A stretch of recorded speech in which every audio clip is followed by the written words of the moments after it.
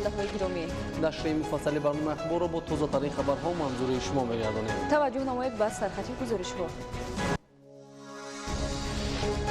گسترش رابطه‌های متقابلا سودمند بین توجیکستان و ترکمنستان در دایره سفری رسمی رئیس مجلس ملی مجلس عالی جمهوری توجیکستان رئیس شهر دوشنبه محترم رستم امامعلی به ترکمنستان. جریان کارهای ساختمان و بنیاد 20 انشاءات ساحه‌های مختلف در شهر خوجند. دستاوردهای خوجگیداران ناحیه جیهون در استحصال سبزوات بربختی و پالزی و میوه‌های شهردار. ارجگذاری بر رسم آیین‌های نیابان، فستیوال جمهوریوی صدرنگ چکن ترغیبگر لباس ملی تاجیکان. رئیس مجلس ملی مجلس عالی جمهوری تاجیکستان رئیس شهر دوشنبه محترم رستم امامعلی روزهای 11 و 12 می در ترکمنستان سفر رسمی انجام دادند. در دایره سفر رسمی رئیس مجلس ملی مجلس عالی جمهوری تاجیکستان رئیس شهر دوشنبه محترم رستم امامعلی به ترکمنستان مسائل تحکیم همکاری و گسترش رابطه‌های متقابلا سودمند بین تاجیکستان و ترکمنستان در شهر اشخاباد ضمن ملاقات دوجانبه و بسیار جانبه بررسی شد. گزارش در این خصوص. در فرودگاه بین المللی اشخاباد رئیس مجلس ملی مجلس عالی جمهوری تاجیکستان رئیس شهر دوشنبه محترم رستم امامعلی را رهبریت خلق مصلحت ملی گنگش ترکمنستان و دیگر نمایندگان رسمی استقبال گرفتند. خود همین روز در دیوان خلق مصلحتی ترکمنستان ملاقات رئیس مجلس ملی مجلس عالی جمهوری تاجیکستان رئیس شهر دوشنبه محترم رستم امامعلی با رئیس خلق مصلحتی ملی گنگش ترکمنستان محترم گوربانگولی بردیمحمدوف دایر گردید. در آغاز ملاقات رئیس مجلس ملی مجلس عالی جمهوری تاجیکستان رئیس شهر دوشنبه محترم رستم امامعلی محترم گوربانگولی بردیمحمدوف را با مناسبت آغاز فعالیت به حیث رئیس خلق مصلحتی ملی گنگش ترکمنستان مبارکباد نموده پیام شادباشی برادرانه و تمنیات نیک پرزیدنت جمهوری تاجیکستان پیشوای ملت محترم امامعلی رحمان را رسانیدند. تاکید شد که امروزها روند رشد با موفقیت مناسبت‌های شریکی استراتژی تاجیکستان و ترکمنستان در همه عرصه‌های همکاری محض به شرافت اراده سیاسی رهبریت عالی دو کشور جریان دارد. محترم رستم امامعلی اظهار اطمینان نمودند که با سعی و تلاش‌های مشترک سطح همکاری‌های بین پارلمانی دو کشور نیز به سطح شریکی استراتژی رسانیده می‌شود. در واخور دورنمای رابطه‌های بین پارلمانی و رشد مناسبت‌های همکاری با خلق مصلحتی ملی گنگش ترکمنستان اینچنین جنبه‌های مهم همکاری دو کشور در بخش‌های تجارتی و اقتصادی، نقلیاتی و ترانزیتی، فرهنگی و گومانیتاری و مسائل‌های دارای اهمیت بین‌المللی و منطقوی بررسی گردید. با قناعتمندی تاکید گردید که حجم گردش مال در سال 2021 نسبت به سالهای پیشین 3 مراتبه افزایش یافته این تمایل در سال جاری نیز نگاه داشته شده است. در این جهت بلند برداشتن ثمراناکی کاری کمیسیون مشترک بین حکومتی اید به همکاری تجارتی و اقتصادی و علمی و تکنیکی از مسائل‌های افضلیت دار حسابیده شد. همچنین قید کرده شد که در بخش‌های انرژتیک، نقلیات و صنعت پیشروی‌های نظررس به مشاهده می‌رسند. جهت گسترش رابطه‌های فرهنگی و گومانیتاری پیشنهاد گردید که مقدار بورسیه‌های تعلیمی از هر دو جانب زیاد کرده شده. مسئله تشکیل روزهای فرهنگ ترکمنستان در تاجیکستان در وقت‌های نزدیک مورد بررسی قرار داده شود. در رابطه با همکاری و هماهنگسازی مشترک موقع‌ها دایر به مسائل‌های مبرم منطقوی و بین‌المللی از جمله در دایره سازمان ملل متحد، اتحاد دولت‌های مستقل و غیره اظهار گردید که تاجیکستان تشبث رهبریت ترکمنستان را اید به تهیه استراتژی سازمان ملل متحد که به تطبیق چاره‌های انرژتیکی کم کربن نگرانیده شده است دستگیری می‌نماید. وابسته به وضع ناآرام اکثر کشورهای منطقه تاکید گردید که تمایل مرکب شوی وضع سیاسی و اجتماعی و اقتصادی اینچنین تحکیم یابی موقع گروه‌های مختلف تروریستی و اکستریمیستی تشویش آور است. در چنین وضعیت جانب‌ها هماهنگسازی تدبیرهای امنیتی را برای مبارزه مشترک علیه تهدیدهای گلوبالی امروزه به مانند تروریسم، اکستریمیسم، جنایتکاری متشکل فراملی از جمله معاملات غیرقانونی مواد نشه‌آور ضرور شماریدند. در حاشیه سفر رسمی خود در ترکمنستان رئیس مجلس ملی مجلس عالی جمهوری تاجیکستان رئیس شهر دوشنبه محترم رستم امامعلی با رئیس مجلس ملی گنگش ترکمنستان گلشد ممدوف ملاقات نمودند. در رفت ملاقات مسائل‌های افضلیتناک رشد همکاری دو جانبه از جمله توسعه رابطه‌های بین پارلمانی مورد بررسی قرار داده شدند. جانب‌ها اظهار قناعتمندی نمودند که همکاری‌های سودمند بین پارلمانی با گسترش مناسبت‌های دوستانه مردم دو کشور مساعدت می‌نمایند. ضمن ملاقات در اطراف دیگر مسائل‌های افضلیت‌دار دو جانبه مبادله افکار انجام داده شد.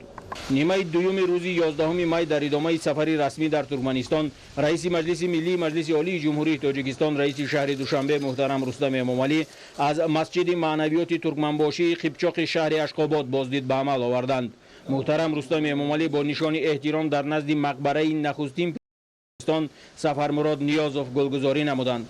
سپس رئیس مجلس ملی مجلس عالی جمهوری تاجیکستان رئیس شهر دوشنبه محترم رستم امامعلی و هیئت پارلمانی جمهوری تاجیکستان به مجمع بین المللی و اسپی و ورزشی شهر اشخاباد تشریف آوردند. در اینجا به مهمان عالی‌قدر برنامه گروه بازی‌های ملی اسپی گالکینیش نمایش داده شد. در ادامه رئیس مجلس ملی مجلس عالی جمهوری تاجیکستان رئیس شهر دوشنبه محترم رستم امامعلی به شهرک المپی شهر اشخاباد تشریف آوردند. شهرک المپی اشخاباد مکان اساسی برگزاری بازی‌های آسیایی سال 2017 در تالارهای پوشیده محسوب یافته در مساحت 157 گکتار بنیاد کرده شده است. در حدود شهرک زیاده از 30 انشاءات ورزشی از جمله ورزشگاه المپی با 45,000 نشستگاه، مرکز پارالمپی، مرکز طبی و عافیتی، ولاتریت پوشیده، مجمع ورزشی صنعت حربی، انشاءات پوشیده ورزش سبک، کورت تنیس، حوض شناوری، تالارهای گوناگون، مرکز تجارتی، مهمانخانه‌ها و دیگر ابیکت‌های مربوطه قامت افراختند. همچنین رئیس مجلس ملی مجلس عالی جمهوری تاجیکستان رئیس شهر دوشنبه محترم رستم امامعلی با هیئت همراهان خود با فعالیت مؤسسه دولتی مجمع بافندگی اشخاباد شناس شدند. طور اطلاع داده شد این کارگاه در حدود کشورهای اتحاد دولت‌های مستقل یگانه بوده مصنوعات با صفت بافندگی آن از پخته محلی موقع خود را در بازار جهانی تا رفت مستحکم می‌نماید. اقتدار سالانه مجمع بافندگی اشخاباد کارکرد 13100 تن ریشته و 22.5 میلیون متر مربع متاع پختگی بوده. در آن 2800 نفر در 4 بخش تیارکنی، بافندگی، رنگ و بارکنی و دوزندگی فعالیت دارند.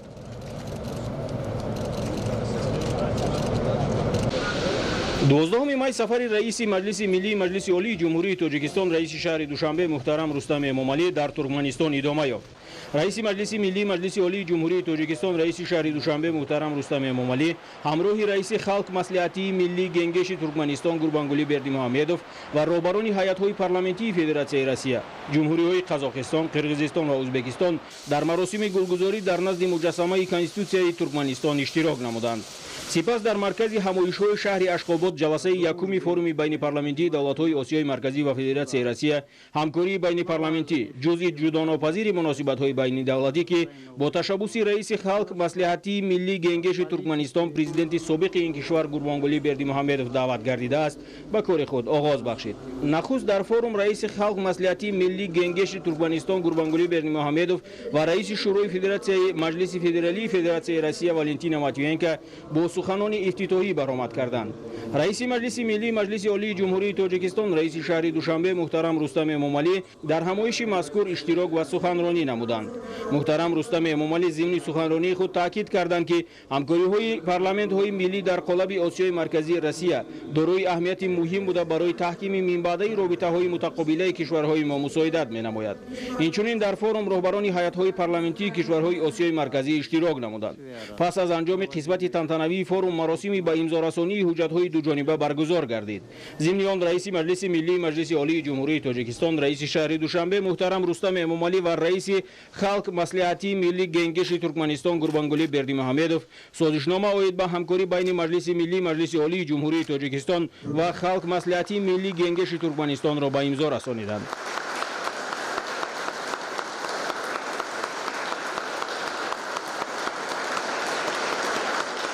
دوازدهم می در حاشیه سفر رسمی در ترکمنستان رئیس مجلس ملی مجلس عالی جمهوری تاجیکستان رئیس شهر دوشنبه محترم رستم امامعلی را پرزیدنت ترکمنستان محترم سردار بردیمحمدوف با حضور پذیرفتند.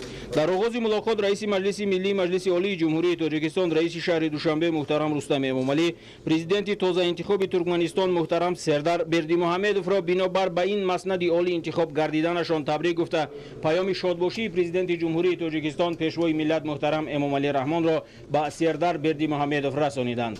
дар мулоқот маҷмӯи васеъи масъалаҳои афзалиятноки ҳамкории Тоҷикистон ва Туркманистон аз ҷумла дар соҳаҳои тиҷоратӣ, иқтисодӣ ва гуманитарӣ баррасӣ карда шуда, нақши робитаҳои байнипарламентӣ дар рушду тавсияи муносибатҳои дуҷониба муҳим арзёбӣ гардид. таъкид шуд, ки муносибатҳои дӯстонаи байни ҷумҳурии Тоҷикистон ва Туркманистон дар заминаи санадҳои меъёрии ҳуқуқи рушдёфта, Туркманистон ба тадриҷ ба яке аз шарикони муҳими иқтисодии хориҷии ҷумҳурии Тоҷикистон табдил меёбад. зимни мулоқот ҳамчунин ба густариши ҳамкориҳо дар соҳаҳои энергетика ва сӯзишворӣ, нақлиёту коммуникатсия, саноату кишоварзӣ, аз ҷумла коркарди пурраи пахта то истеҳсоли маҳсулоти ниҳоӣ, инчунин маориф ва фарҳанг таваҷҷӯҳ зоҳир карда шуд. бо мақсади мусоидат ба таҳкими робитаҳои фарҳангӣ пешниҳод гардид, ки солҳои 2022-2023 рӯзҳои фарҳанги Туркманистон дар ҷумҳурии Тоҷикистон ташкил ва гузаронида шавад. аснои суҳбат доир ба масоили ҳамкории ду кишвар дар бахшҳои сиёсӣ, аз ҷумла дар атрофи вазъи сиёсии минтақа ва ҷаҳон мубодилаи афкор карда шуд. дар фарҷоми мулоқот муҳтарам Рустами Эмомалӣ президенти Туркманистон муҳтарам Сердар Бердимуҳамедовро аз номи президенти ҷумҳурии Тоҷикистон барои анҷом додани сафари расмӣ ба ҷумҳурии Тоҷикистон даъват намуданд. даъват бо хушнудӣ пазируфта шуд.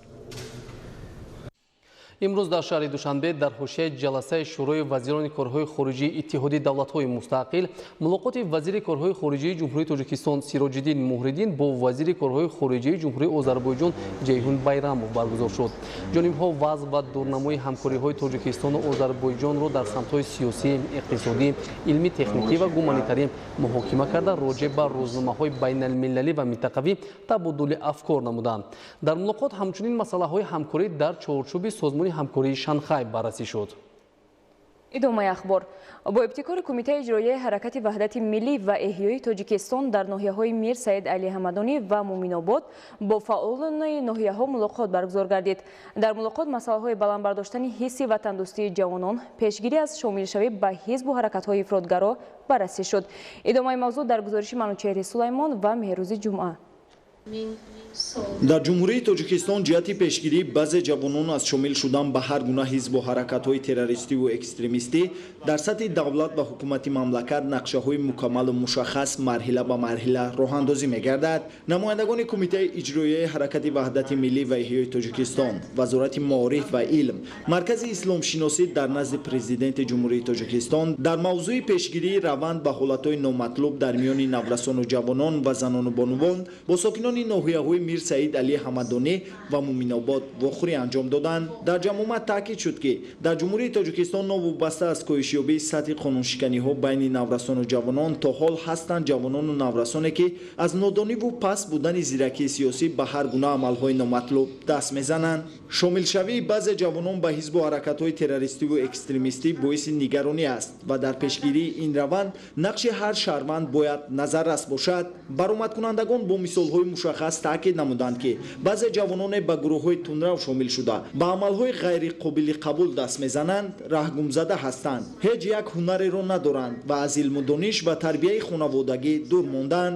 вохӯрӣ бо сокинони дурдасти мамлакат бо ибтикори кумитаи иҷроияи ҳаракати ваҳдати миллӣ ва эҳёи Тоҷикистон ба роҳ монда шудааст ва дар баланд бардоштани эҳсоси ватандӯстии наврасону ҷавонон ва дар рӯҳияи ватанпарастиву хештаншиносии онҳо таъсири амиқ мерасонад. ҷавонон ва бонувон қишрҳои таъсиррасон дар ҷомеа буда баланд бардоштани маърифати ҳуқуқии онҳо боиси рушди минбаъдаи Тоҷикистон ва коҳиш ёфтани сатҳи ҷинояткорӣ мегардад. ҳамчунин оид ба эҳтироми фарҳанги миллӣ, тақвияти ҳисси худшиносӣ дар байни ҷавонон ва накӯиши бегонапарастӣ ибрози назар карда шуд. ин аст, ки мо бояд ҳушёрии сиёсиро аз даст надода талош намоем, то дар зери як парчам даст ба дасти ҳам ниҳода дар ободии ватани соҳибистиқлол саҳм гузорем, гуфта шуд дар ин машвара. با تشبث و ابتکارات کمیته حرکت وحدت ملی و احیای تاجیکستان در ناحیه مومن‌آباد یک ملاقات بسیار سریوقتی دایر کرده شد. مردم مومن‌آباد هم از آن بهره‌مند می‌شوند و برای خود، برای آینده‌سازی دولت و ملت، برای کارهای بنیادکاری و سازندگی‌ها و باز هم معرفی نمودن تاجیکستان عزیزمون در سطح بین‌المللی در شرایط جهانی شوی موقع خواسته رو پیدا میکنند. نسل جوان رو به انکشاف دارد و در آنها نیروهای سازندگی و نیروهای وطن پرورانه و خدمت به خلق ملت بیشتر احساس می شود. جوانان کشور سیاست پیشگرفته رهبر دولت که سیاست صلح‌جویانه است و این را علاقه جهانیان اعتراف کردند پشتیبانی می‌نمایند. در ادامه همچنین اوید به مسئله‌های بلند برداشتن حس وطن‌دوستی جوانان مخصوصاً در سمت جلب آنها به خدمت حربی نیز ابراز نظر نمودند. پدر و مادران را ضرور است در تربیت درست فرزند مسئولیت بلند داشته باشند، زیرا تربیت نادرست میتواند باعث داغدار گردیدن یک عائله شود. مهر و محبت، دوستی و رفاقت، دلسوزی و شفقت و دیگر عملهای نیک انسانی را نفر حس کرده میتواند که او از علم و دانش باخبر است. خودشناس و خودآگاه به وای رسیده سازندگی و آبادکاری را پیشه نمایند، زیرکی سیاسی را از دست ندهند. برای هر یک جوان ارزش‌های حیاتاً مهم، منفعت‌های دولت و ملت، آرامی و امنیت جامعه و استقلال و آزادی باید در مد اول باشد. حفظ و حمایت این ارزش‌ها وظیفه مقدس و قرض فرزندی ما در نزد وطن مادر میباشد. منوچهر سلیمان، مهروز جمعه، مقصد اخبار. موضوع دیگر در شهر خوجند کارهای ساختمان و بنیادکاری در تمام ساحه‌ها ادامه داشته بخشیده به جشن 35 سالگی استقلال دولتی جمهوری تاجیکستان تدبیرهای علاوگی عملی می‌شوند. در این زمینه حالا در ساحه‌های معارف، تندرستی، فرهنگ و اجتماعی ساختمان 20 انشاءات جریان دارد. گزارش محمود احمدزاده و الیاس بابوجان. در ادامه تدبیرهای بنیادکاری حکومت جمهوری تاجیکستان در شهر خوجند ولایت سوق در قطار انشاءات تحکیم انفراساختار، بناهای معماری اجتماعی در ساحه‌های فرهنگ، معارف و تندرستی، استحصال اجتماعی، سالمگردانی و ورزشی وسعت دارند. برای فراهم آوردن شرایط تعلیم و تربیت نورسان، فراگیری کودکان و کودکستان‌ها در محله بهار شهر خوجند ساختمان 2 بنا در سمت تعلیم خوانندگان و تربیت تا مکتبی کودکان ادامه دارد که از حساب بودجت دولتی بنیاد می‌گردند. بنای مؤسسه تعلیمی رقم 28 در محله بهار شهر خوجند از 4 آشیانه عبارت بوده برای تعلیم 330 خواننده در 2 بست پیش بینی شده است. ساختمان ماه آگوست سال 2021 آغاز گردیده در اساس لایحه با در نظرگیری قاعده‌های معماری و ساختمانی از جانب 38 نفر بناکاران جمعیت دارای مسئولیتش محدود ساختمان و واردات ساخته می‌شوند که این زمان کارها در آشیانه سوم بنا ادامه دارد. بنای نوی تعلیمی در نزد مؤسسه تحصیلات میانه عمومی رقم 28 بنابر افزایش شماره خوانندگان و به طلبات زمان معاصر جوابگو ساختن شرایط آموزش بنیاد گردیده بهر اجرای کارها 18 میلیون سومانی مبلغ روانه گردیده است. در نظر است که بنای نوی مؤسسه تعلیمی رقم 28 تا آغاز سال خوانش نو با لوازمات و تجهیزات نوی تعلیمی مجهز به استفاده داده شده و 300 نفر خواننده شرایط خوب تعلیم فراهم آورده می شود. در محله بهار همزمان بنای شیرخوارگاه کودکستان رقم 18 عبارت از 3 آشیانه با فرمایش اداره ساختمان اساسی مقامات اجرایی حاکمیت دولتی شهر خوجند از طرف بناکاران شرکت ساختمانی توفیق ادامه دارد. بنای قبلی کودکستان بنابر استفاده سالهای زیاد و از نوسازی نیاز پیدا نمود و با به نوبت گرفتن طلبات عاید به تعلیم و تربیت تا مکتبی کودکان و بنیاد چنین بنای لایحه‌ای اساس گذاشته شده. این حال کارهای ساختمانی در آشیانه سوم بنا ادامه دارد. در اساس لایحه بنای نوی کودکستان جوابگوی طلبات زمان معاصر ساخته شده با انجام کارها و با استفاده دهی انشاءات و 180 نفر کودکان شرایط خوب فراهم آورده می شود. در شهر خوجند در برابر بنیاد انشاءات ضروری در همه سمت و ساحه‌ها در دایره امکانات و امتیازهای مقرر نموده حکومت جمهوری تاجیکستان بر رشد صاحبکاری در اجرای نقشه‌های بنیادکاری سهمگذاری بخش خصوصی کلان است. حالا در مرکز شهر و 22 کمیته محله‌ها از جانب صاحبکاران شرکت‌های بناکاری در اساس نقشه گنرالی شهر خوجند ساختمان 90 انشاءات، بناهای استقامتی، مرکزهای فرهنگی فراغتی، سودای خدمت‌رسانی، دیگر انشاءات خدمت‌رسانی برای تامین طلبات اهالی ادامه دارد. در محله بهار بنای بلندآشیانه استقامتی 12 آشیانه از جانب جمعیت دارای مسئولیتش محدود همدستی 2013 با طرح نمود خاصه که به حسن شهر نمود زیبا میبخشد ساخته شده است. بنای بلندآشیانه با مقصد تامین احتیاجات اهالی به منزل در نظر داشته شده. این حال رنگ و بار بیرونی بنا و راهروها از جانب ساختمانچیان اجرا کرده می شود. بنای استقامتی بلندآشیانه از 12 آشیانه عبارت بوده. آشیانه یک و آشیانه دوم این مرکز سودا می باشد و در توافقگاه موجود می باشد. در اینجا عین زمان 50-60 نفر کارگران کار فعالیت دارند. در رفتی ساختمان قاعده‌های معماری شهرسازی رعایت کرده شده است. ما کوشش می‌کنیم که بنا را با سطح بلند به اتمام رسانیم. از طرف جمعیت دارای مسئولیتش محدود سرمایه ساختمان در مرکز شهر خوجند بینای 16 آشیانه استقامتی عبارت از 4 قسم برای تامین 400 عائله با منزل استقامتی ادامه دارد که مرحله به مرحله تا سال 2024 بنیاد کرده می شود. در اجرای کارهای ساختمانی 50 نفر ساکنان مهندسان ساحه ساختمان با کار دائمی تامینند. در شهر خوجند به استقبال جشن 35 سالگی استقلالیت دولتی جمهوری تاجیکستان کارهای ساختمان و آبادانی وسعت تازه گرفته امروزها هم از حساب بودجت دولتی و سهم بخش خصوصی در 110 انشاءات سمت و ساحه‌ها کارهای ادامه داشته در برابر ساختمان بناهای نو با عملی گردیدن تدبیرهای نهالشینانی، گلزارکنی، تازگی محل، چراغان‌نمایی کوچه و خیابان باز هم آباد و نظرآباد گردیده این آبادی پیشرفته و ساکنان، مهمانان و سیاحان تأثیرات نو می‌بخشد. ادامه اخبار. خوجگیداران ناحیه جیهون در استحصال سبزیجات بروقتی و پالزی و میوه‌های شهدبار تجربه زیاد دارند. نخست به بازار استعمالی پیاز استحصال نموده کشاورزان ناحیه جیهون داخل شده نرخ این محصولات نیازی اول معتدل نگاه داشته می شود. شرح بیشتری موضوع در گزارش گلچهره ستار. استفاده مقصدناک و عاقلانه زمین را ما در این ناحیه اقلیمش گرم 4 فصل سال مشاهده می نماییم. شرایط طبیعی امکان می دهد که در یک سال کشاورزانش از یک زمین تا 3 مراتبه حاصل به دست آورده در برابر تأمین عائله فراوانی بازار و طلبات خریدار را نیز قانع گردانند. همساله سهامداران دهات در میدان 16718 گکتار زمین کشت زراعت‌های گوناگون را به راه مانده با رعایت درست اگرتکنیکای پرورش حاصل فراوانی غله، سبزیجات، پالزی و میوه به دست آورده بعد تامین بازارهای استعمالی سبزیجات و پالزی و میوه‌های شهدبار این دیار آفتابی را به خارج مملکت صادرات می‌نمایند. امسال سهامداران زیاده از 3000 خوجگی‌های دهقانی ناحیه جیهون از استحصال و فروش پیاز بروقتی قناعتمندند.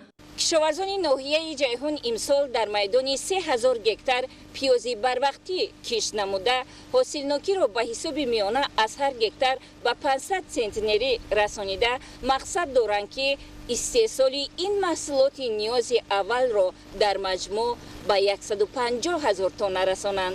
خوجگیداران شکر میگویند که در کشت، پرورش و فروش محصولات استحصال نمودهشان آزادی کامل دارند. ما شکر میگیم امسال حاصل ما به حد زیاد شد.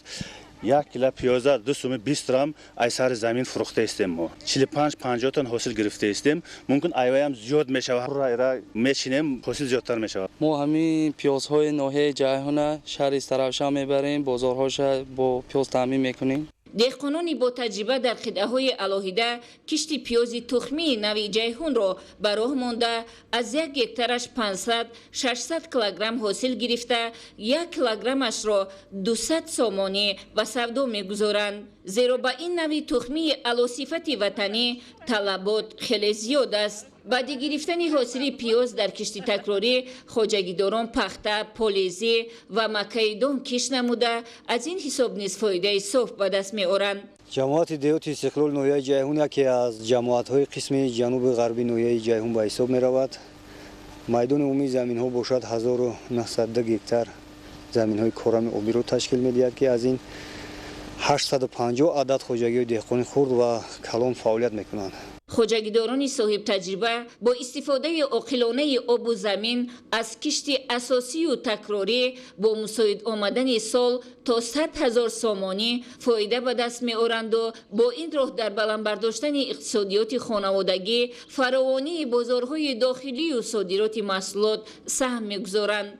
طبق دورنما 800 گکتار پیاز، 50 گکتار کارتوشکا، 345 گکتار غله‌دونگی ها، 200 گکتار پالزی و بنفشه گرفته شده است که علاقه در میدان 787 گکتار کشت پیاز از جانب خوجگی دهقانی گذرانده شده است که از هر 1 گکتار تا 500 سنتنر حاصلناکی جمع‌آوری کرده شده است. در جای پیاز کشت پخته، کشت پالزی از جمله مکای دان و دیگر زراعت‌ها کشت کرده شده است. агар ба маълумоти оморӣ нигарем аз ҳисоби самаранок истифода бурдани ҳар қитъа замин ва баланд бардоштани нишондодҳои истеҳсолӣ талаботи истеъмолии аҳолии ноҳия бо орд 147.7%, бо сабзавоту полезӣ 129.6% ва бо мева 124.1% таъмин мегардад. аз далелҳо бармеояд ки аҳолии ноҳия бо маҳсулоти ғизоии худӣ аз ҳисоби истеҳсоли барзиёди маҳсулот таъминанд. дар вақти муайян гардида ва аз рӯи қоида рондани чорво яке аз масъалаҳои муҳим ба шумор меравад ва риояи ҳатмии он аз мутахассисону чорводорон масъулияти баландро тақозо менакунад. муассисаи давлатии чарогоҳу миллиятиявӣ Вазорати кишоварзии Ҷумҳурии Тоҷикистон барои муташаккилона рондани чорво аз чарогоҳҳои зимистонаю баҳорона ба чарогоҳҳои тобистона тамоми тадбирҳоро амалӣ мекунад. гузориш дар ин бора. аз 3.8 миллион гектар чарогоҳи дар ҷумҳурӣ мавҷуд буда, масоҳати бештари онро чарогоҳи тобистона ташкил медиҳад. истифодаи самараноки чарогоҳи тобистона ба чорводорон имкон медиҳад ки чорво солиму бардам аз давраи тирамоҳу зимистон бароварда шавад. мавҷудияти растаниҳои зиёди хӯрданибоби чорво, оби ширину гуворо ва ҳарорати мӯътадили чарогоҳи тобистона шароит фароҳам меорад ки чорво хусусиятҳои хуби маҳсулнокиро нигоҳ ва вазнаафзункунии худро таъмин намояд. то ин давра 1134 рама ва 1,189,000 сар чорвои майдаи шохдор, 3472 сар чорвои калони шохдор ва 3100 сар асп аз чарогоҳи зимистона ба чарогоҳи тобистона сафарбар гарданд ва ҳамзамон мутахассисони муассисаи давлатии трести чарогоҳу миллиятивӣ ва филиалҳои минтақавии он аз вазъи роҳҳои чорвогузар, кӯпрукҳои чорвогузар дар шаҳру ноҳияҳо дар он минтақаҳое ки роҳҳои чорвогузар мавҷуданд сафарбар гардиданд, оиди вазъи рондан ва ҷобаҷо кардани чорво дар чарогоҳ сафарбар гардида назорати доимӣ бурда истоданд. масъулини муассисаи давлатии трести чарогоҳу мелиоративии Вазорати кишоварзии Ҷумҳурии Тоҷикистон барои муташаккилона рондани чорво аз чарогоҳҳои зимистонаю баҳорона ба чарогоҳи тобистона корҳои заруриро ба анҷом расонида, дар мавзеъҳои муҳим бо мақсади интиқол наёфтани ангезандаҳои бемориҳои сироятии чорво 21 адад нуқтаҳои назоратӣ ва байторӣ таъсис дода, онҳоро бо мутахассисони баландихтисос, маводҳои безараргардонӣ ва дигар лавозимоти зарурӣ таъмин намудааст. чораҷӯӣ намуда истодаем ки то ин ки бе талафот бурда расонда шавад. ҳамарӯза мо оиди вазъи оду ҳаво огоҳ мегардем ва ба чорводорон маълумоти заруриро дастрас мегардонем ва огоҳ мекунем ки ҳангоми боришот дар мавзӯъҳои бехатар чорвои худро зимни рондани чорво нигаҳ доранд. дар вақти муайян гардида ва аз рӯи қоида рондани чорво яке аз масъалаҳои муҳим ба ҳисоб меравад ва риояи ҳатмии он аз мутахассисону чорводорон масъулияти баландро талаб менамояд. таи солҳои охир аллакай тавассути воситаҳои нақлиёт низ аз чарогоҳи зимистона ба чарогоҳи тобистона интиқол мешавад ки тибқи маълумоти фаврӣ аз шаҳру ноҳияҳои вилояти хатлон зиёда аз 178,000 сар чорвои майдаи шохдор ва чарогоҳи тобистонаи ноҳияҳои водии рашт, варзоб ва шаҳри ваҳдат сафарбар гардида интиқол дода шуданд ва имрӯзҳо маъракаи рондани чорво муташаккилона идома дорад. мутахассисони муассисаи давлатии трести чарогоҳу мелиоративии Вазорати кишоварзии Ҷумҳурии Тоҷикистон кӯшиш намуда истоданд ки саршумори чорвои хоҷагиҳои чорводории ҷумҳурӣ саривақт ва беталаф ба воситаи роҳҳои чорогузар ба чарогоҳи тобистона сафарбар шуда ҷобаҷо карда шаванд. мавзӯи дигар барои арҷгузорӣ ба расму оинҳои миллӣ, мероси ниёгон, анъанаҳои миллии мардуми тоҷик, боло бурдани эҳсоси ифтихори миллӣ миёни бонувону ҷавондухтарони тоҷик ва тарғиби либоси миллӣ дар муассисаҳои олии мамлакат фестивали 100 ранги чакан баргузор карда мешавад. гузориш дар ин хусус. чакан наве аз ҳунарҳои мардумӣ мебошад ки таърихи ниҳоят қадима дошта ба ҳаёту зиндагӣ урфу одат ва олами маънавии халқи тоҷик зич алоқаманд аст. боиси хурсандист ки баъди талошҳои зиёди ҳукумати ҷумҳурии тоҷикистон чакан ба рӯйхати мероси фарҳангии ғайримоддии башарият шомил гардидааст. дар муассисаи давлатии таълимии коллеҷи тиббии ҷумҳуриявӣ фестивали 100 ранги чакан баргузор гардид ки дар он хонандагони муассисаи мазкур аз рӯи 6 номинатсияи фестивал намоиши либосҳои қадимаи чакан ва либосҳои кӯдакона, намоиши либосҳои рӯзмарра, маросимӣ ва идона, намоиши либосҳои расмӣ ва навъҳои гуногуни сӯзанидӯзӣ ҳунару маҳорати худро дар назди меҳмонон намоиш доданд. امروز چهاربینی که ما داشتیم بخشیده به چکن زنده کنی احیا کنی من همون رسم و رسم همون سر و لباس همون عادت همون کسب و کاری که بیبی و باباهای ما با همون سر و کار داشتن برای برقرار کردن و از بین نرفتن همونها پیش بینی کرده شده است و من گمان میکنم که همین گونه چهاربینی بسیار خوب است. این یک اقدام خوب است که در بین جوانان میگذارد چون که ما این چیزا میدونیم ما میدوزیم ما استفاده میکنیم زنده کننده آینده جمعیت جوانان که باشند و یا باید به قدر انمین لباس ملی به قدر انمون موی بافی های پیشینه به قدر انمون موی دراز به قدر انمون لباس قدر کردن و احترام داشتن باید برسند. مقصد اساسی برگزاری فستیوال این بلند برداشتن احساس وطن دوستی و خویشتن شناسی، افتخار ملی، قدر و منزلت لباس ملی، سرعت و صفت تازه بخشیدن به استحصال متاعهای گوناگون ملی از قبیل چکن و چکندوزی، سوزنیدوزی و گلدوزی، پاره‌دوزی، اینچنین معرفی صنعت و هنر والای خلق تاجیک در عرصه بین المللی می باشد. در زمان استقلال دولتی با دستور و هدایت‌های پیوسته اساسگذار صلح و وحدت ملی، پیشوای ملت پرزیدنت جمهوری تاجیکستان محترم امامعلی رحمان شأن و شهرت چکن خیلی بلند گردیده گلدختران تاجیک چکن را در جشن‌های نوروز و مهرگان، چهاربینی‌های فرهنگی دولتی، استقبال مهمانان، توی و معرکه‌های خانوادگی ببر نموده یک جویه با نان و نمک منظور مردم می‌گردانند. در آخر به هنر و مهارت و طرز پیشنهاد و نمایش‌دهی خوانندگان مؤسسه نامبرده بهای بلند داده شده بهترین ها به دور شهری فستیوال 100 رنگ چکن پیشنهاد گردیدند. نقش اویلا همچون نهادی نخستین اجتماعی در تربیت فرزندان بزرگ بوده محیط سالم و سازنده اویلوی میتواند وارثان صادق وطن را به کمال رساند. با مناسبت روز اویلا امروز در وزارت و اداره‌های مملکت چهاربینی‌های ترغیباتی تشکیل گردیدند. گزارشم کرونی ما در این خصوص. ضمن چهاربینی تنتنوی که بخشیده به روز بین المللی عائله امروز در ناحیه اسماعیل سامانی پایتخت دایر گردید ذکر کرده شد که عائله نهاد استوار می باشد که در آن جوانان شریک حیاتی می گردند. این نهاد باید همیشه سالم باشد تا نسل سالم را به دنیا آورده به این واسطه آینده ملت را استوار گرداند.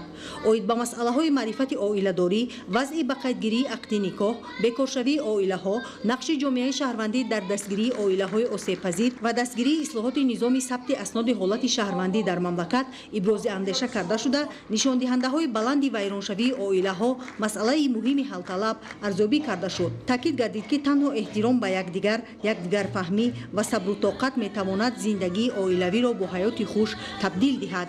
چقدر عائله های ما مستحکم شود همین قدر جمعیت ما هم مستحکم می شود. لیکن عائله نگاه داشتن بینوایت مشکل است.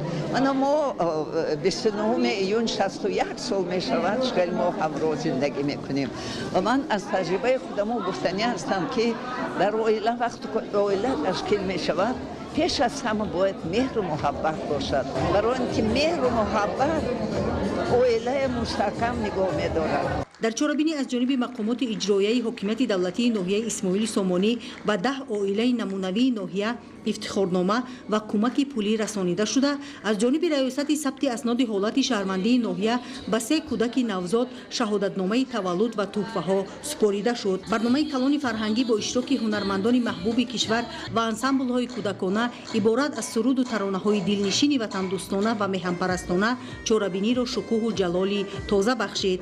оила дар ҳар давру замон ҳамчун воҳиди асосии ҷомеа маҳсуб меёбад. хонаводаи тоҷик дар тӯли садсолаҳо ҳазорон фарзандони фарзонаро ба дунё оварда ва ба камол расониданд, ки онҳо барои халқу миллати худ хизматҳои зиёди таърихиро ба анҷом расониданд. оила ҳамчун ниҳоди иҷтимоӣ дар ҷомеа мавқеи махсуси худро дошта, дар иҷрои самараноки вазифаҳои тарбиявӣ, фарҳангӣ ва маърифатӣ, таъмини нуфузи аҳолӣ, робитаи наслҳо ва иҷтимоикунонӣ ба раванди рушди ҷомеа таъсири бевосита мерасонад. дар ин замина дар кумитаи корбозанон ва оилаи назди ҳукумати ҷумҳурии тоҷикистон конференсияи ҷумҳуриявии масъулияти оила дар камолоти маънавии фарзанд баргузор шуд. امروز اویلا تحت حمایه دولت تحت حمایه حکومت قرار دارد. هدف از برگزار نمودن این چاره‌بینی ها این پیش از همه بلند برداشتن مسئولیت والدین در کمالات معنوی فرزند، بلند برداشتن مسئولیت جوانان در تربیت و پرستاری والدین، بلند برداشتن معرفت حقوقی، معرفت سیاسی، معرفت شهروندی نسل نورس و جوان می باشد. انتخاب راهی درست و تشکل مناسبت‌های با احترام و همدیگر فهمی اساس یافته محک رابطه‌های اجتماعی را در عائله باید تشکل دهد. مردم صاحب تمدن تاجیکستان از قدیم الایام با تربیت فرزند اهمیت خاصه ظاهر نموده، آنها را همیشه در روحیه وطن‌دوستی و خویشتن‌شناسی، معرفت پروری و جوانمردی به کمال رسانیدند. گسترش روند جهانی شوی در برابر دیگر مشکلات در سمت تحکیم و پایداری مناسبت‌های عائلوی نیز تأثیر خود را رسانیده ایستاده است. بنابراین در مرحله کنونی آموزش شدید ارزش‌ها، نگاه داشتن سنت‌های بهترین که پایداری عائله تاجیک را در طول 100 ساله‌ها تامین نمودند بغایت مهم میباشد. خورشید نجمیدین، بهادر قربان، دوشنبه، اخبار. дар вилояти суғ низ бахшида ба рӯзи оила таҳти унвони оила пойдевори устувори давлат ва ҷомеа силсила чорабиниҳои фарҳангӣ, маърифатӣ ва суҳбату вохӯриҳои судманд доир гардид. ҳамкорони мо дар ин хусус гузориш омода намуданд. در 18 شهر و ناحیه‌های ولایت سوخت شعبه و بخش‌های ثبت اسناد حالت شهروندی فعالیت می‌کند که در اساس قانون جمهوری تاجیکستان درباره بقایتگیری اسناد حالت شهروندی، بقایتگیری دولتی 4 نمود ثبت اسناد حالت شهروندی که این هم بقایتگیری دولتی تولد، نکاح، وفات و مقرر نمودن پدری را به بر می‌گیرد. بنا به اطلاع ریاست اسناد حالت شهروندی در ولایت سوخت در 4 ماه اول سال 2022 6231 اکت نکاح بقایت گرفته شده است. باعث افتخار و سرفرازی است که در تاجیکستان عزیز ما عائله تحت حمایه و غمخوری دولت و حکومت و شخصا اساسگزار صلح و وحدت ملی پیشوای معظم ملت پرزیدنت جمهوری تاجیکستان محترم امام علی رحمان قرار دارد. در عرفه روز عائله به 1025 نفر مراجعت کنندگان کمبزاعت از جانب کارمندان شعبه بخش‌های ثبت اسناد حالتی شهروندی شهر و ناحیه‌ها شهادتنامه‌ها رایگان دسترس کرده شد و من بعد نیز ادامه داده می‌شود. با همکاری شعبه و بخش‌های ثبت اسناد حالتی شهروندی در شهر و ناحیه‌های ولایت سوخت بهره بقایتگیری سری وقتی ثبت اسناد حالتی شهروندی، تحکیم کار عائله و عائله‌داری، ترغیب و تشویق قانونگذاری‌های عائله و بلند برداشتن معرفت حقوقی هر نفر چاره‌های مشخص را امروز در حدود ولایت راه‌اندازی می‌کنند. تدبیرهای فهماندهی و عملی‌سازی سمت‌های صاحبی از جانب بخش‌های ثبت اسناد حالتی شهروندی شهر و ناحیه‌ها منتظم گذرانده شده. این نوبت بخشیده به روز عائله به کودکان خوش‌طال شهادتنامه‌های تولد سپرده شد. از طرف بخش ثبت اسناد حالت شهروندی ناحیه اسپیتامین سال جاری 372 عدد عائله‌های جوان به قید دولتی گرفته شدند در رابطه با جماعت‌های شهرک و دهات و همچنین موردی قید است که نسبت به سال گذشته بیکارکنی عائله‌ها 5 عدد کم کرده شدند که این همه نتیجه کارهای تشویقاتی ترغیباتی گسترده تشویقاتی ترغیباتی و فهماندهی به مردم می باشد. در سالهای استقلالیت دولتی برای مستحکم نمودن پایه اساسی دولت یعنی عائله توجه بیشتر داده شده، حقوق و منفعت‌های هر یک اعضای عائله از جانب دولت حمایت کرده می شود. تقدیم شهادتنامه‌ها در بینای ثبت اسناد حالت شهروندی هر یک شهر و ناحیه راه‌اندازی گردید. بنابر اهمیت مهم داشتن ثبت اسناد حالت شهروندی در حیات شخصی هر فرد در جمهوری تاجیکستان سندهای معیاری حقوقی معین موجودند که همچون زمینه حقوقی برای تامین بقایتگیری اسناد حالت شهروندی و حفظ منفعت‌های قانونی شهروندی مساعدت می‌کند. اساسگزار صلح و وحدت ملی پیشوای ملت محترم امام علی رحمان توجه به تقدیر کودکان، تربیت آنها، فراهم آوردن تمام امکانیت‌های مادی و معنوی را وظیفه اساسی حکومت کشور، اهل جامعه و والدان تاکید می‌دارند. کارمندان و متخصصان ریاست اسناد حالت شهروندی در شهر و ناحیه‌های ولایت سوخت کوشش دارند طبق طلبات قانون و قرارهای عمل کننده فعالیت نموده به استوار و مستحکم سازی عائله و حفظ حقوق اعضایان عائله چاره‌های سودمند را عملی سازند. ادامه برنامه اخبار. خوانندگان مؤسسه‌های تعلیمی ناحیه عبدالرحمن جامی با آزمون‌های جمهوری فروغ صبح دانایی کتاب از علم فروغ معرفت و تاجیکستان وطن عزیزی من آمادگی دیگر علاقه 100 نفر داوطلب برای شرکت در آزمون سفربر می‌گردند. گزارش خبرنگاران ما از ناحیه عبدالرحمن جامی. مسئولین شعبه معارف در ناحیه به نام عبدالرحمن جامی آمادگی امساله را با آزمون‌های فروغ صبح دانایی کتاب از علم فروغ معرفت و تاجیکستان وطن عزیزی من جدی‌تر به راه مانده نیت دارند که در سطح ولایت و جمهوری نشان دهنده‌های بیشتر علمی و معرفتی را کامیاب گردند. ضمن یک مشورت با آموزگاران تاکید کرده شد که همه مؤسسه‌های تعلیمی شاگردان را به مطالعه کتاب جلب کرده در هر سه آزمون سطحی بلند آماده باید کنند. نقشه چاره‌بینی دسترسی تمام مؤسسه‌های تعلیمی گردانیده شده. عین حال در مؤسسه‌های تعلیمی آزمون‌های علم فروغ معرفت فروغ صبح دانایی جریان دارد. 100 نفر خواننده‌ها به دور ناحیوی رخصت گرفتند که عین حال شما شاهد هستید که آمادگی خوانندگان در این آزمون‌ها فعال می‌باشند.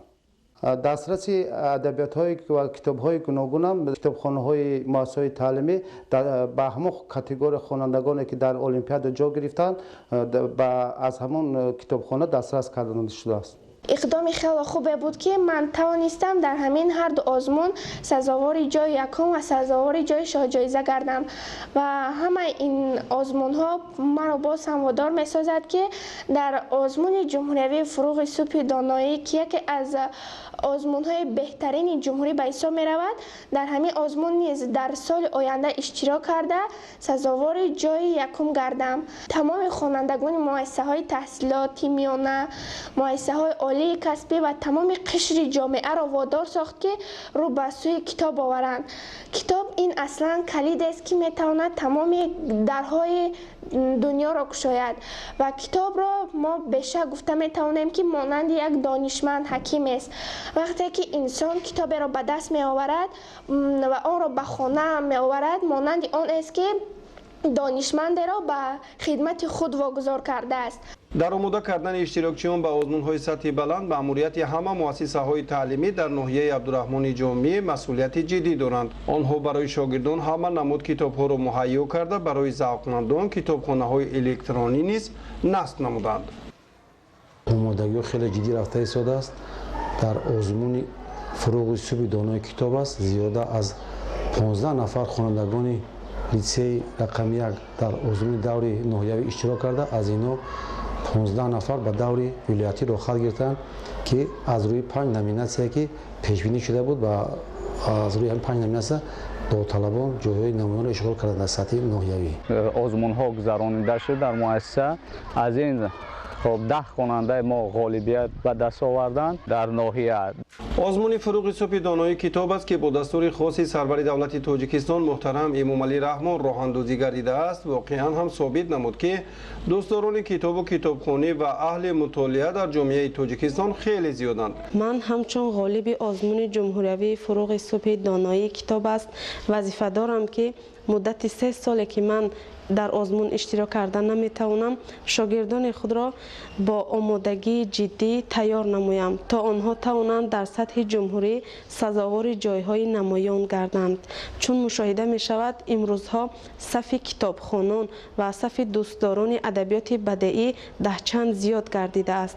ما می بینیم که در کتابخانه ها هم خوانندگان و هم ساکنان دیگر آمده کتاب ها مطالعه می نمایند و از اشعار شاعران گوناگون غزل‌ها و تمام ژانرهای بدیعی حفظ می‌نمایند. از توسط همه گونه آزمون‌ها ذوق مطالعه بیشتر گردیده چهره‌های نوی سخندان و سخنور کشف می‌گردند و این فرزندان در می‌آینده به نسل سازنده و بنیادکار تبدیل می‌یابند. عبدالرزاق عزیز و عبیدالله قادر ناحیه عبدالرحمن جامی اخبار. сатҳи маърифатнокӣ ва огоҳии ҷавононро танҳо тавассути бароҳмондани корҳои фаҳмондадиҳӣ оид ба таҳдиду хатарҳои замони муосир аз ҷумла хурофоту ифротгароӣ метавон баланд бардошт. Бо ин мақсад дар Донишгоҳи миллии Тоҷикистон бо иштироки коршиносон ва намояндагони мақомоти ҳифзи ҳуқуқ мулоқот баргузор гардид. Гузориш дар ин хусус. надоштани дониши кофӣ маърифати сиёсӣ ва ҳуқуқӣ ба хурофотпарастӣ мебарад. ба таври васеъ ба роҳ мондани мулоқотҳои судманд бо ҷавонон дар байни ҷомеа бахусус донишҷӯёни муассисаҳои олӣ ва миёнаи касбии кишвар ба баландбардоштани маърифати ҳуқуқии онҳо замина мегузорад. ин навбат бо донишҷӯёни Донишгоҳи миллии Тоҷикистон бо иштироки кормандони мақомоти прокуратура маркази тадқиқоти стратегӣ назди президенти ҷумҳурии Тоҷикистон вохӯрӣ баргузор гардид. зимни суханронӣ таваҷҷӯҳи донишҷӯён ба воқеаву ҳодисаҳо ва таркишҳои пайдарпайи марговар ки аз ҷониби гурӯҳҳои террористиву экстремистӣ дар баъзе аз кишварҳои ҷаҳон рух дода истоданд ҷалб карда шуд. саркардагони гурӯҳҳои террористиву экстремистӣ бо ҳар роҳу восита ба боварии баъзан аз ҷавонон даромада онҳоро ба доми фиреби худ кашида ба гурӯҳҳои тундгаро шомил менамоянд. ҷавононро лозим аст ки аз рӯи ақлу фаросат ва маърифати инсонии худ амал карда ба суханони беасоси гурӯҳҳои ҷиноятпеша ки бештар ақидаҳои ифротгароёнаи хешро тавассути сомонаҳои иҷтимоӣ таблиғ мекунанд бовар накарда дар зиндагӣ роҳи дурустро интихоб кунанд. зеро хурофотпарастию ифротгароӣ оқибатҳои ногувор дошта.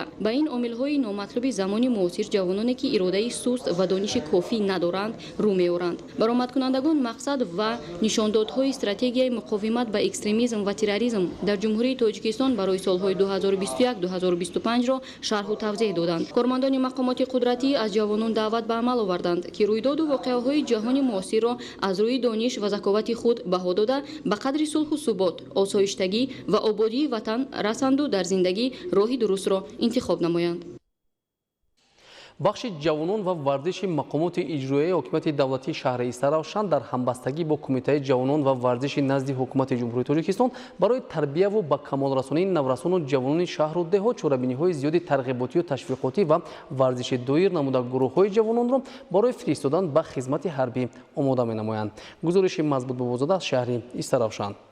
имрӯз бахши кор бо ҷавонон ва варзиши назди мақомоти иҷроияи ҳокимияти давлатии шаҳри Истаравшан ҷиҳати тарбия ба камолрасии наврасону ҷавонон дар доираи қонуни ҷумҳурии Тоҷикистон дар бораи ҷавонон ва сиёсати давлатӣ ва 4 стратегияу барномаи миллӣ фаъолияти густурда ба роҳ монда наврасону ҷавононро дар роҳияи ватандӯстиву меҳанпарастӣ арзгузорӣ ба арзишҳои миллӣ омода будан ба ҳимояи марзу буми поки кишвар ва ширкат дар ҳамаи чорабиниҳои сиёсиву иқтисодӣ ва иҷтимоӣ шомил нашудан ба ҳизбу ҳаракатҳои террористию экстремистӣ сайю кӯшиш дар илмомӯзӣ довталабӣ барои идомаи таҳсил дар муассисаҳои олии касбии мамлакат ва азм кардан дар ободонии шукуфоии давлати соҳиби истиқлоли Тоҷикистон тарбия менамояд. ин ҳама роҳандозиҳо сабаб шуд ки сафи гирандагони стипендияи президентӣ давра ба давра зиёд гардида аз 12 нафар ба 92 нафар расид.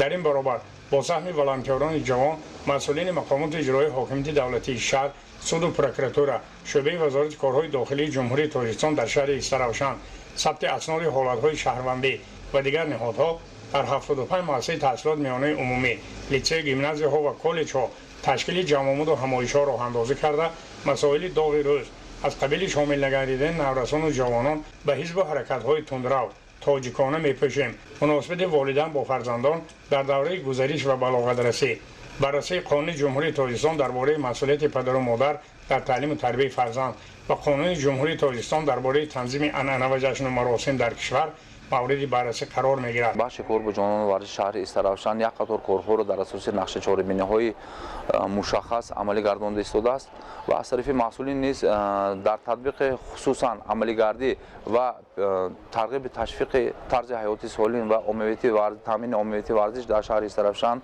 аз тарафи масъулин бисёр чорабиниҳое ки оммавии варзишӣ ташкил шуда истодааст. дар шаҳри Истаравшан ду муассисаи давлатии мактаби варзишӣ амал мекунад ки то кунун садҳо варзишгари ҷавонро аз намудҳои варзиши сабук гӯштани миллии камарбандӣ классикӣ волейболу тенниси рӯи миз ва дигар намудҳо тарбия карда ба мусобиқоти сатҳи ҷумҳуриявии байналмилалӣ роҳа додааст. варзишгарони ҷавони шаҳри Истаравшан дар якчанд мамлакат ливои ватани азизи хешро зери суруди миллӣ боло карданд. имрӯз мусобиқаҳои шаҳрӣ таҳти унвони дар кумитаи маҳаллаҳо ва деҳа ва деҳа миёни наврасону ҷавонони 22 кумитаи маҳалла ва дар ҷамоати деҳоти шаҳр аз рӯи намудҳои гӯштани миллӣ ҷудо волейболу футболи хурд бокс, тенниси рӯи мизӣ, шоҳмот шашка доир гардида истодааст. дар шаҳри Саравшан аз рӯи намудҳои шоҳмот шашка ва мусобиқаи футбол байни ташкилоту идораҳо барои дарёфти ҷоми раиси шаҳри Саравшан низ ташкил шуда истодааст. дар моҳи майи соли ҷорӣ қисмати финалии ин чорабиниҳо баргузор карда мешавад. ғолибони ин сабқатҳо ба мусобиқоти вилоятӣ ва ҷумҳуриявӣ рохат мегиранд ва нисбати густариши соҳаи варзиш ва тарзи ҳаёти солим дар шаҳру деҳоти Истаравшан ҳиссагузор мегарданд. Мазбут Бобозода аз шаҳри Истаравшан барои барномаи ахбор. бинандаҳои гиромӣ, ин буд нашри муфассали барномаи тиловати ахбор. барномаҳои дигари телевизиони Тоҷикистон идома дорад. Бо мо бимонед.